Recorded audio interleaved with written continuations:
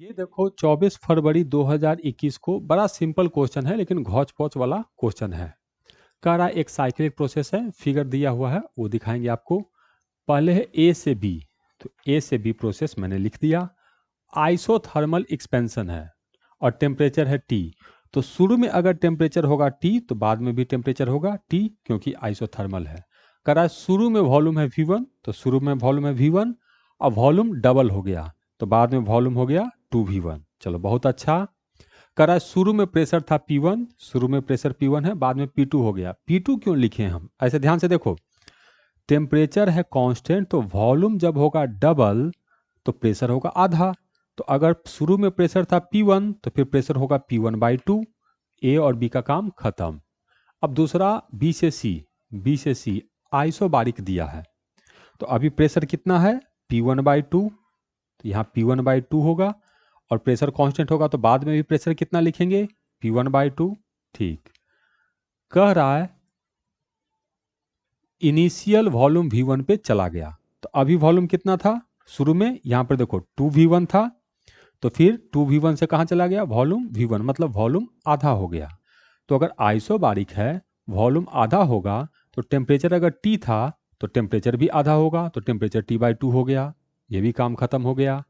उसके बाद सी से ए कह रहा है आइसोकोरिक प्रोसेस है, तो अगर यहाँ वॉल्यूम V1 है तो वॉल्यूम V1 ही रहेगा, वॉल्यूम चेंज नहीं होगा। कह रहा है इसमें प्रेशर को P2 से P1 ले आए, तो अभी प्रेशर कितना था यहाँ पर P1/2, अब वापस प्रेशर कितना कर दिए P1, मतलब प्रेशर को डबल कर दिए। तो प्रेशर को डबल करेंगे तो टेम्परेचर भी हम लोग को डबल हो गया, तो T/2 था तो वापस हम लोग को T हो गया। तो हमें पूरे साइकिल में का वर्क डन बताना है कि टोटल वर्क डन कितना होगा, और ये हम लोग को फिगर दिया है इस तरह से। तो हमें टोटल साइकिल का वर्क डन बताना है, तो ए से बी है आइसोथर्मल प्रोसेस, तो मैं पहले वर्क डन ए से बी का बता रहा हूं। तो वर्क डन ए से बी, अब ये एक्सपेंशन है, ठीक, तो वर्क डन प्लस आएगा। तो इसका वर्क डन होता है nRT ln V2/V1, ये फॉर्मूला होता है। तो n मोल दिया है तो n रहेगा, R रहेगा, यही आइसोथर्मल है। टेम्परेचर कितना है T, तो T लिखेंगे। ln final volume divided by initial volume, तो 2V1/V1 तो 2 हो गया, तो ln 2। तो ये तो वर्क का व्यवस्था हो गया, चलो बढ़िया चीज है। अब B से C, तो ये तो आइसोबारिक प्रोसेस है, तो इसका भी वर्क का फॉर्मूला हम लोग जानते हैं। B से C क्या होता है nR∆T, यही इसके वर्क का फॉर्मूला होता है। तो n होगा, R होगा, टेम्परेचर B से C है, फाइनल टेम्परेचर है T/2, इनिशियल टेम्परेचर है T, तो T/2 माइनस T।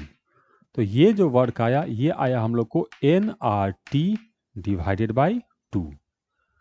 और C से A, ये तो आइसोकोरिक प्रोसेस है तो इसका तो कोई वर्क डन होगा ही नहीं, तो वर्क डन C से A ये हो गया हम लोग को 0। तो पूरे साइकिल का अगर मुझे वर्क कहेगा तो ये वाला वर्क प्लस ये वाला वर्क प्लस ये वाला वर्क, तो ये तो 0 हो गया, तो इन दोनों को जोड़ देंगे तो यही हम लोग को आंसर होगा। तो nRT ln 2 माइनस nRT/2, तो nRT हम लोग को कॉमन आ गया, तो अंदर में होगा ln 2 माइनस 1/2। अब देखते हैं क्या इस तरह का कोई ऑप्शन है। nRT होना चाहिए, nRT है, ln 2 है, प्लस नहीं माइनस है, nRT ln 2 माइनस 1/2, तो करेक्ट आंसर है हम लोग का डी।